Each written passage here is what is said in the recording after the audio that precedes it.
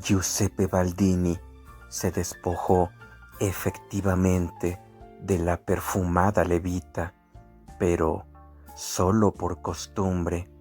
Hacía mucho tiempo que ya no le molestaba el olor del agua de Frangipane porque había vivido impregnado de él durante décadas y ya no lo percibía en absoluto.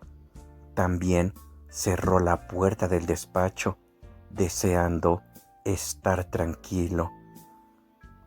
Pero no se sentó ante el escritorio a cavilar y esperar una inspiración, porque sabía mucho mejor que Chenier que esta inspiración no vendría. En realidad, nunca había tenido alguna. Era cierto que estaba gastado y viejo y ya no era un gran perfumista, pero solo él sabía que no lo había sido en su vida. La Rosa del Sur era herencia de su padre y la receta del bouquet galante de Baldini la había comprado a un comerciante de especias genovés a su paso por París. Sus otros perfumes eran mezclas ya conocidas. Él no había creado nunca ninguno. No era un creador, solo un mezclador concienzudo de olores acreditados, como un cocinero que, con rutina y buenas recetas, prepara buenas comidas, pero nunca ha inventado ningún plato propio.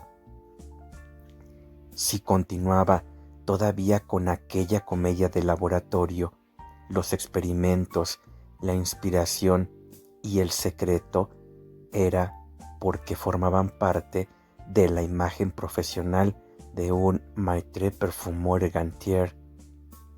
Un perfumista era una especie de alquimista que realizaba milagros, y si la gente así lo quería, ¿qué medio?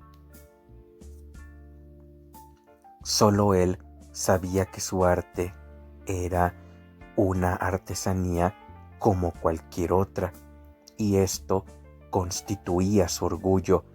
No quería ser ningún inventor. Para él, inventar era muy sospechoso porque siempre significaba quebrantar alguna regla. No tenía la menor intención de crear un nuevo perfume para el conde Verhamont. En todo caso, cuando más tarde bajara a la tienda, no se dejaría convencer por Chenier para procurarse el amor y psique de Palliser. Ya lo tenía. Allí estaba, sobre el escritorio, situado ante la ventana, en un pequeño frasco de cristal de tapón pulido. Lo había comprado hacía ya 2 días. No personalmente, claro. No podía ir en persona a casa de Palliser a comprar un perfume. Lo había hecho a través de un intermediario que había actuado a través de otro intermediario. Se imponía ser precavido porque Baldini no quería el perfume simplemente para impregnar el cuero español. Para eso no habría bastado aquella cantidad tan pequeña. Su intención era peor. Quería copiarlo. No se trataba de nada prohibido, desde luego, pero sí de algo muy poco delicado. Imitar secretamente el perfume de un competidor y venderlo con la propia firma era una indelicadeza flagrante. Aún era peor, sin embargo, ser sorprendido haciéndolo, y por esa razón Chenier no podía saber nada, porque Chenier era un charlatán. Ah, qué triste resultaba para un hombre cabal verse obligado a seguir caminos tan sinuosos. Qué triste manchar de aquel modo tan sórdido lo más valioso que el hombre posee, su propio honor. Pero, ¿qué hacer si no? El conde Verhamont era un cliente que no podía perder. Ya casi no le quedaba ninguno. Tenía que correr detrás de la clientela como a principios de los años 20, cuando se hallaba en los comienzos de su carrera y tenía que ir por las calles con el maletín.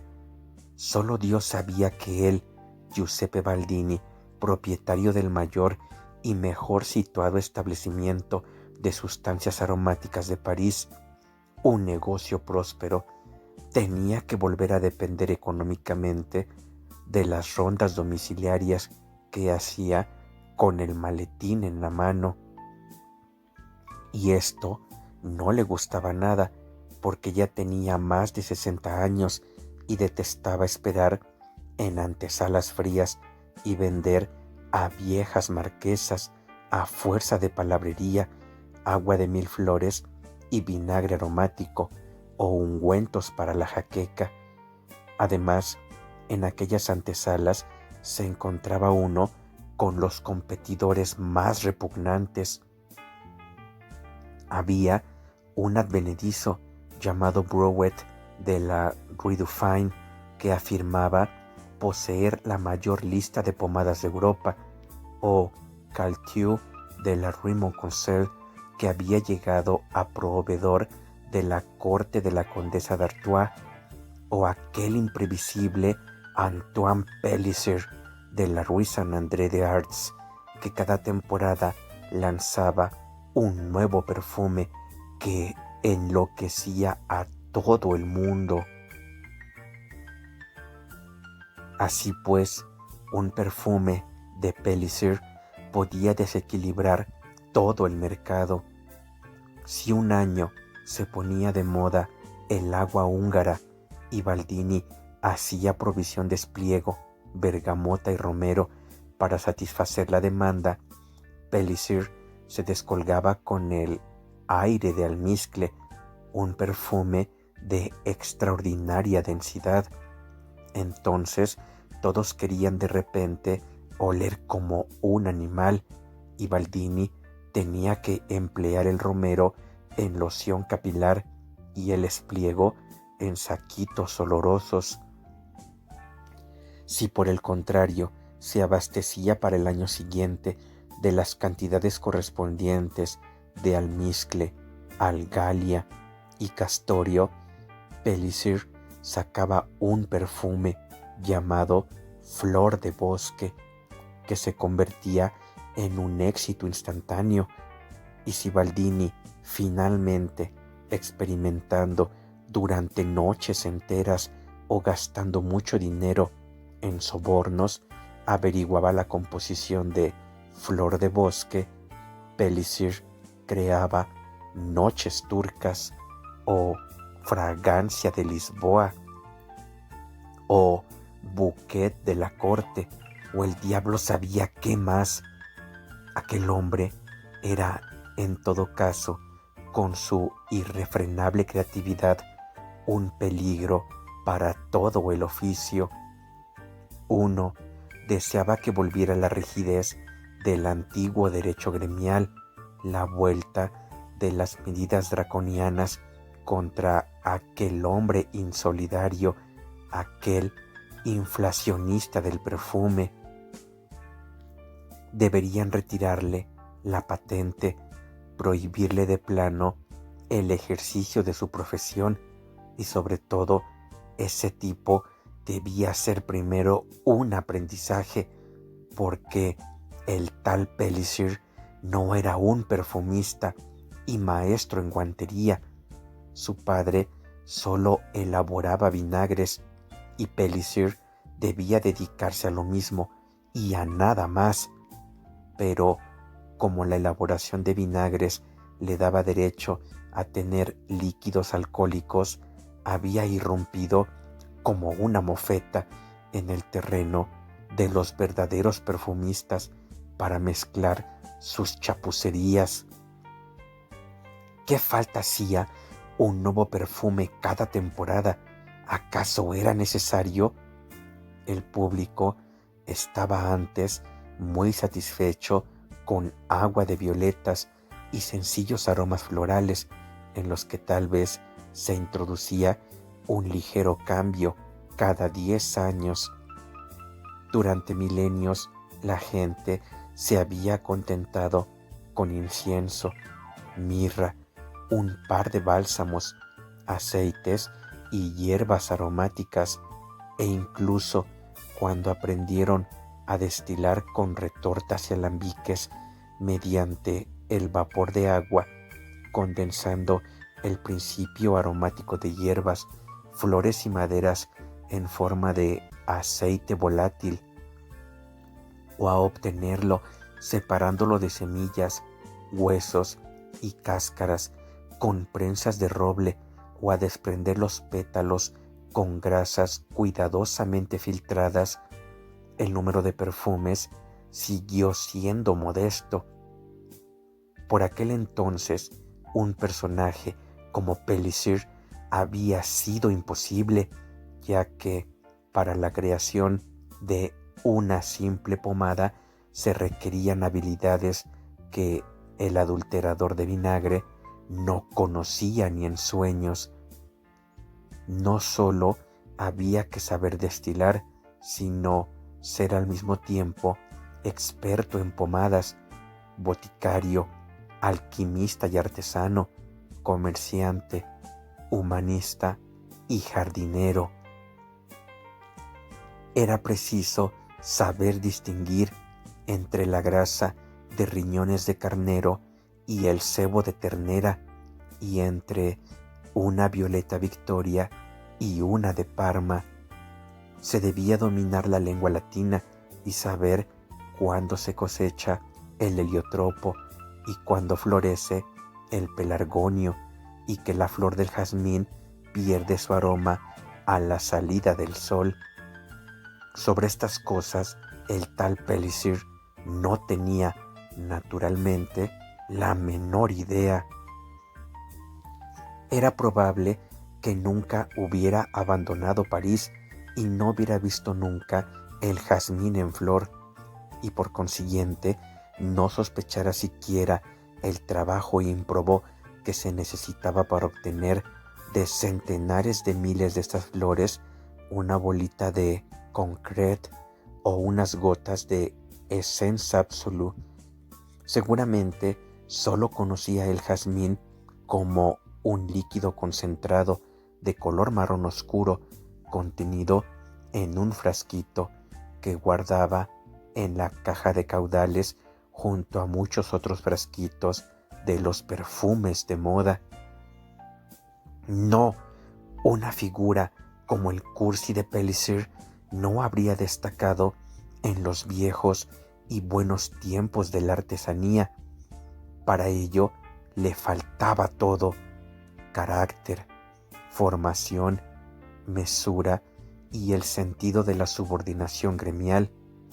Sus éxitos en perfumería se debían exclusivamente a un descubrimiento hecho 200 años atrás por el genial Mauritius Frangipani, un italiano, por cierto, consistente en que las sustancias aromáticas son solubles en alcohol.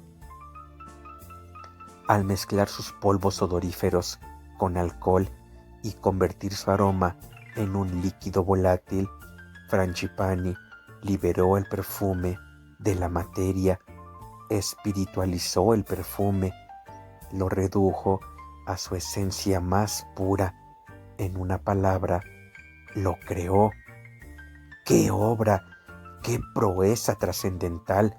Solo comparable, de hecho, a los mayores logros de la humanidad, como el invento de la escritura por los asirios, la geometría euclidiana, las ideas de Platón y la transformación de uvas en vino por los griegos, una obra digna de Prometeo. Y no obstante, como todos los grandes logros intelectuales que no solo proyectan luz, sino también sombras y ocasionan a la humanidad disgustos y calamidades, además de ventajas, también el magnífico descubrimiento de Frangipani tuvo consecuencias perjudiciales porque al aprender el hombre a condensar en tinturas la esencia de flores y plantas, maderas, resinas y secreciones animales y a conservarlas en frascos, el arte de la perfumería se fue escapando de manos de los escasos artesanos universales y quedó expuesta a los charlatanes solo dotados de un olfato fino, como por ejemplo esta mofeta de Palissy. Sin preocuparse de dónde procedía el maravilloso contenido de sus frascos, podía obedecer simplemente a sus caprichos olfatorios y mezclar lo primero que se le ocurriera o lo que deseara el público en aquel momento.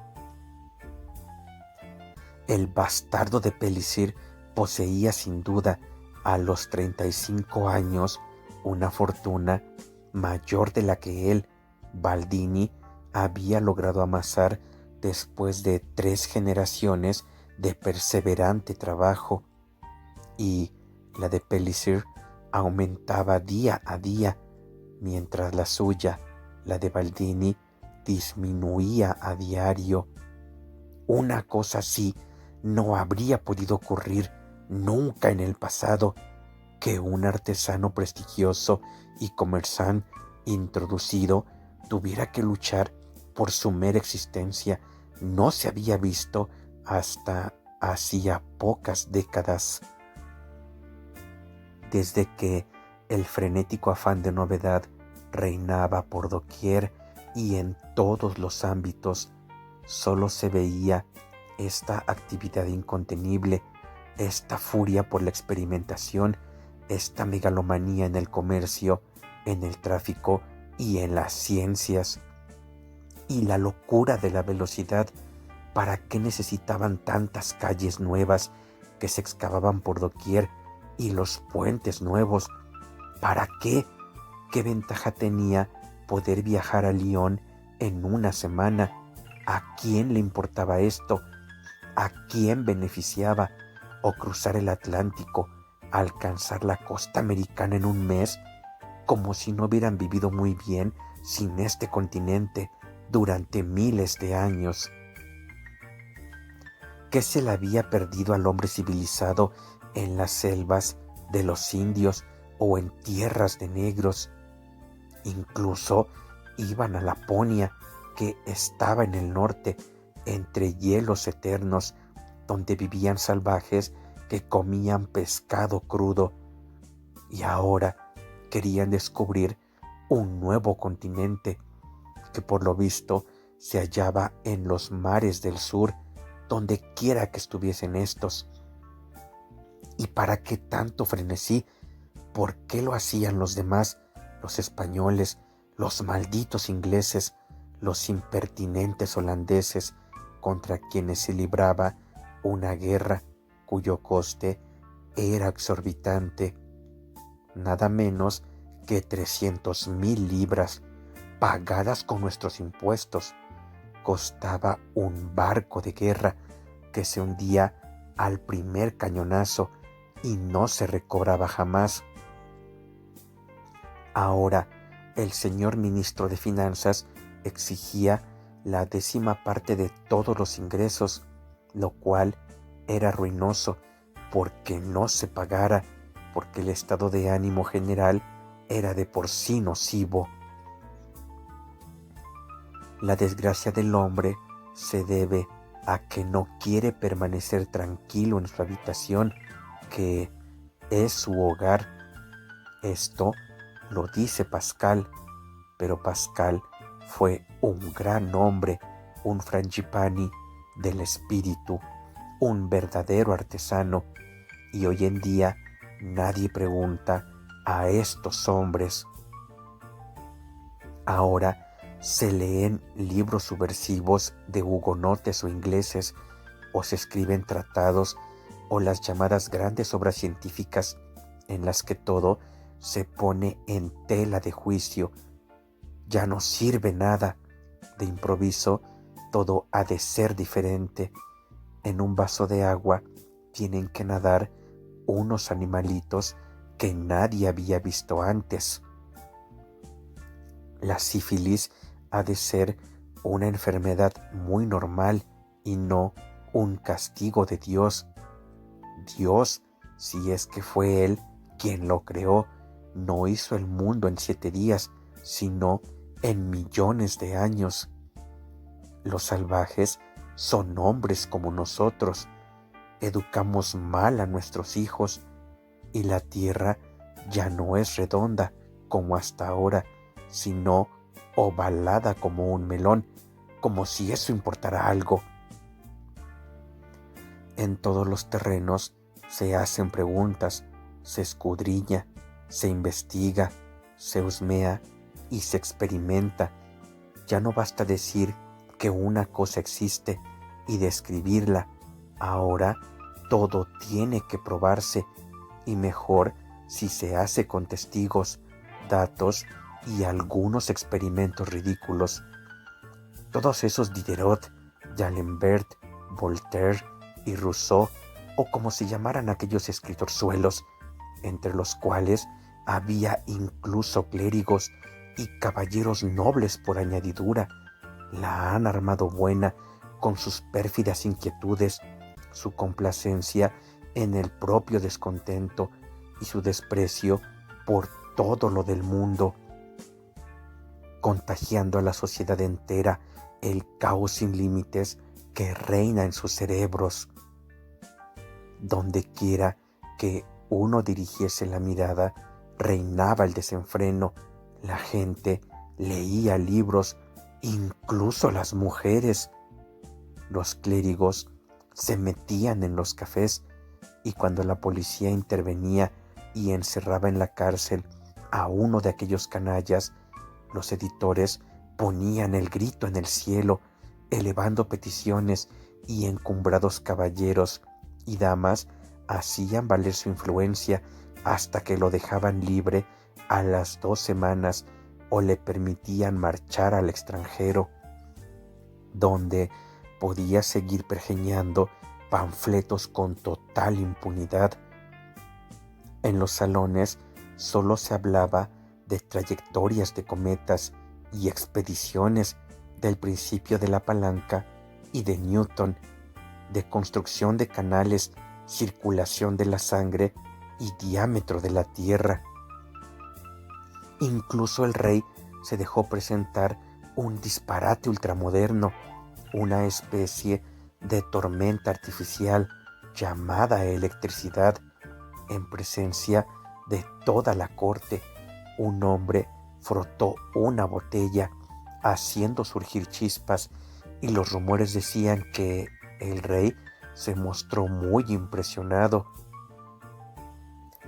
Era inimaginable que su bisabuelo, el Luis realmente grande, bajo cuyo próspero reinado Baldini había tenido la dicha de vivir muchos años, se hubiera prestado a sancionar una demostración tan ridícula. Pero tal era el espíritu de los nuevos tiempos, que a la fuerza terminarían muy mal. Porque cuando sin la menor vergüenza ni inhibición se desafiaba la autoridad de la Iglesia de Dios, cuando se hablaba sobre la monarquía igualmente bendecida por Dios y de la sagrada persona del rey, como si fueran ambos puestos variables en un catálogo de otras formas de gobierno que uno pudiera elegir a su capricho, cuando finalmente se llegaba tan lejos como para afirmar con toda seriedad que el Dios Todopoderoso, el Supremo Hacedor, no era imprescindible, y el orden, la moral y la felicidad sobre la tierra podían existir sin él con la mera ayuda de la moralidad innata y la razón humana. ¡Oh Dios, Dios! Entonces no era de extrañar que todo se trastocara y las costumbres se deterioraran y la humanidad hiciera recaer sobre sí la justicia de aquel de quien renegaba. Las cosas terminarían muy mal. El gran cometa de 1681, del que se habían mofado describiéndolo como solo una lluvia de estrellas, fue sin duda alguna un aviso divino, pues anunció, ahora se sabía, un siglo de desmoralización, de caída en un pantano intelectual, político y religioso creado por el hombre, en que la humanidad se precipitaría y en el cual solo prosperarían malolientes plantas palustres como el tal Pellicer. El anciano Baldini seguía ante la ventana, contemplando con hostilidad el río iluminado por los rayos oblicuos del sol poniente. Las barcazas se deslizaban lentamente hacia el oeste en dirección al Pont Neuf y el puerto de las galerías del Louvre. Ninguna de ellas navegaba en contra de la corriente, sino que tomaban el brazo del río del otro lado de la isla. Allí todo era arrastrado por la corriente, barcazas llenas y vacías, botes de remos y los barcos planos de los pescadores, mientras las aguas doradas y turbias formaban remolinos y seguían su curso, lentas, caudalosas, incontenibles. Y cuando Baldini miró hacia abajo en sentido vertical, siguiendo la fachada de la casa, tuvo la impresión de que la corriente horadaba los cimientos del puente y sintió vértigo. Había sido un error comprar la casa del puente y otro, todavía mayor, comprarla del lado que daba al oeste. Así tenía siempre ante su vista la corriente eterna del río, comunicándole la sensación de que tanto él mismo como su casa y la riqueza amasada durante muchos decenios desaparecerían con la corriente río abajo y de que él era demasiado viejo y débil para luchar contra la fuerza de las aguas. Muchas veces, cuando tenía cosas que hacer en la orilla izquierda, en el barrio de la Sorbona o de Saint-Sulpice, no iba por la isla y el Pont Saint-Michel, sino que daba un rodeo por el Pont Neuf, porque en este puente no habían construido casas, y entonces se colocaba ante el pretil que daba al este y miraba río arriba para contemplar al menos por una vez la corriente fluyendo hacia él. Y durante un rato gozaba imaginando que la tendencia de su vida se había invertido. Los negocios y la familia prosperaban, las mujeres acudían a su encuentro y su existencia, en lugar de desvanecerse, se alargaba cada vez más. Sin embargo, al alzar un poco la vista, veía su casa a pocos centenares de metros de distancia, frágil y estrecha, encaramada en el Pont au Change, y veía la ventana de su despacho en el primer piso y se veía a sí mismo ante la ventana contemplando el río y la corriente, como ahora, y entonces se desvanecía el bonito sueño y Baldini, detenido en el Pont Neuf, daba media vuelta, más deprimido que antes, deprimido como ahora, cuando dio la espalda a la ventana y fue a sentarse ante el escritorio.